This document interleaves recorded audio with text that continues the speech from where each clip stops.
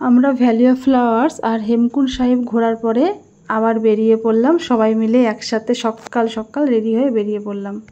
নমস্কার বন্ধুরা, আমি প্রিয়াঙ্কা আর আমি আজকে আসলাম মানা ভিলেজে, ইন্ডিয়ার ফার্স্ট ভিলেজ মানা ভিলেজ। উত্তরাখণ্ড রাজ্যে চামোলি জেলায় অলকনন্দা ও সরস্বতী নদীর সঙ্গমস্থলে আছে একটা সুন্দর গ্রাম, যার নাম হচ্ছে মানা গ্রাম। আর এই গ্রামকে বলা হয় ভারতের প্রথম গ্রাম, মানা গ্রাম, মানা গাঁও বা মানা ভিলেজ। এই মানা গ্রাম থেকেই স্বর্গে যাওয়ার রাস্তা আছে।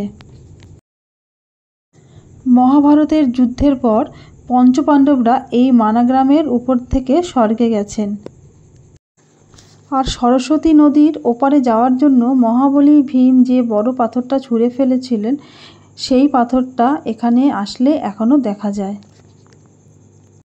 আর এই সেই সরস্বতী নদী, যেই নদীতে গণেশ ঠাকুর অভিশাপ দেওয়াতে আর বেশি দূর এগোতে পারেননি। গণেশ ঠাকুর যখন মহাভারত লিখছিলেন, তখন এই সরস্বতী নদীর এত জোর আওয়াজে উনি লিখতে ঠিক মতন পারছিলেন না। তখন এই সরস্বতী নদীকে যখন আওয়াজ কম করতে বলেছেন গণেশ ঠাকুর, তখন উনি আওয়াজ না কম করাতে অভিশাপ দিয়ে দিয়েছিলেন। তখন এই সরস্বতী নদী উৎপত্তি তো মানা ভিলেজেই, এখানেই একমাত্র সরস্বতী নদীর উৎপস্থল দেখা যায়। তারপর সরস্বতী নদী পাতালে মিশে গেছে। ছোটোখাটো এই গ্রামটা দেখতে খুবই সুন্দর, খুব পরিষ্কার স্বচ্ছ এই গ্রাম। এই গ্রামে ছোট্ট একটা মার্কেট আছে। মার্কেটে সকলে নিজের হাতেই উলের জিনিস তৈরি করে। এই গ্রামে থাকার জন্য অনেক হোটেল করা হয়েছে। এখানে ছ মাস চলে, মানে 6 মাস খোলা থাকে আর 6 মাস বন্ধ থাকে। এই কারণে এখানে খুব বরফ পড়ে।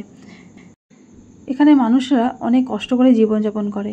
এখানে পিট্টু আছে, তো পিট্টু এখানে লাগে না, যা হয়তো অনেকের হাঁটুর ব্যথা, হাঁটতে পারে না, তাদের জন্য পিট্টু লাগবে, আর নচেত এখানে পিট্টু লাগে না। তবুও কি বলুন তো, এখানে মানুষরাও অনেক কষ্ট করে রোজগার করেন, তো সবাই ভাবে যদি একটু কেউ পিট্টুতে ওঠে ইনকাম হবে। তো সেই কারণে আমি বলবো, যদি কোনো বাচ্চা কাচ্চা থাকে অবশ্যই তাদের পিট্টুতে ওঠাবেন, ওদের যাতে 2 পয়সা হয়। আর এখান থেকে, এই মার্কেট থেকে কিছু জিনিস কিনবেন যাতে ওদের একটু লাভ হয়। ওরা অনেক কষ্ট করে ইনকাম করে। আমরা সব পর্যটকরা যাব, সেই বুঝেতে ইনকাম করে, দেখেও খুব খারাপ লাগে। আমরা হাঁটতে হাঁটতে চলে আসলাম গণেশ গুফার কাছে। এই গ্রামেই ভগবান শ্রী গণেশের একটা প্রাচীন গুফা আছে। সেখানে বসে ভগবান গণেশ নিজের হাতে মহাভারত লিখেছিলেন। গণেশ গুফাতেও ফটো ভিডিও করা বারণ। যেটা নিয়ম, তো সেটা নিয়ম, তার নিয়মের বিরুদ্ধে না যাওয়াটাই ভালো। তবু যেটুকু পারলাম ভিডিওটা করলাম।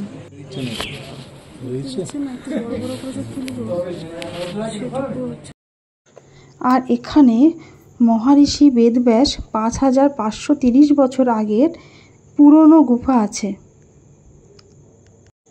এই গ্রামে আসলে সবার আগে গণেশ গুফা, তারপরে মহর্ষি বেদব্যাস গুফা, তারপরে ভীমপুল, আর তারপরে বসুধারা দর্শন করতে হয়। আমরা এখন এসেছি মহর্ষি বেদব্যাসের গুফাতে। তো এখানেও ফটো ভিডিও নট অ্যালাউড, তার জন্য আর ভিডিও করা যাবে না।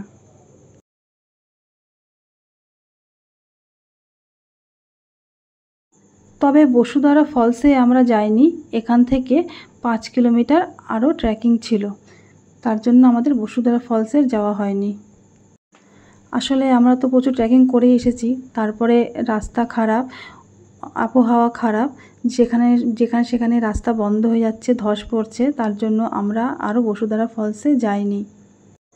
ইচ্ছা থাকলেও আর উপায় নেই। এই মানা ভিলেজের সামনেই আছে চায়না বর্ডার। এখান থেকে একদম চায়না বর্ডার দেখা যায়। এখান থেকে চায়না বর্ডার সামনে, আর ভারতের হচ্ছে কোনায় এই মানা ভিলেজটা অবস্থিত। তবে উত্তরাখণ্ডে আমি আগেও এসেছি, আমি বদ্রীনাথ দর্শন করে গিয়েছি, কিন্তু মানা ভিলেজ আমি আসিনি। মানা ভিলেজ আমি এই প্রথমবার আসলাম। খুব সুন্দর, দারুণ, পুরনো দিনের অনেক কিছু আছে যেটা আগে জানতাম না, যেটা এখানে মানা ভিলেজে এসে জানতে পেরেছি। সরস্বতী নদীর সামনে এখানে একটা সরস্বতীর মন্দির তৈরি করা হয়েছে। মন্দিরে মায়ের কাছে এসে মন পুরো তৃপ্তি হয়ে যায়, মন পুরো তৃপ্তি হয়ে গেল, মন শান্তি হয়ে গেল।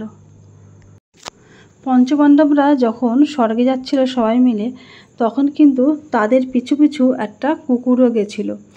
প্রথমত কুকুরকে ওরা নিতে চায়নি ওনারা, তারপরে তবুও সে জোর করে যাবে।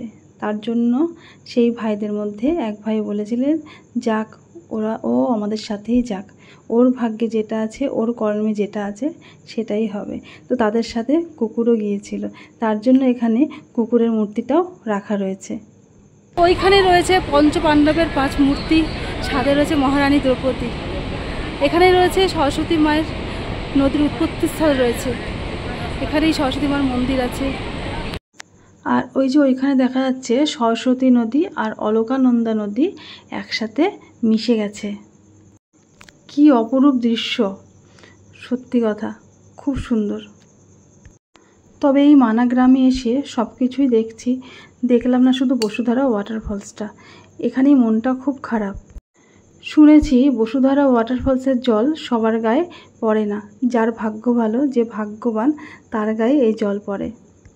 তবে নেক্সট টাইম যখন মানা ভিলেজে আসবো অবশ্যই বসুধারা ওয়াটারফলসে যাব। বন্ধুরা, আমার ভিডিওটা এতক্ষণ দেখার জন্য অনেক অনেক ধন্যবাদ।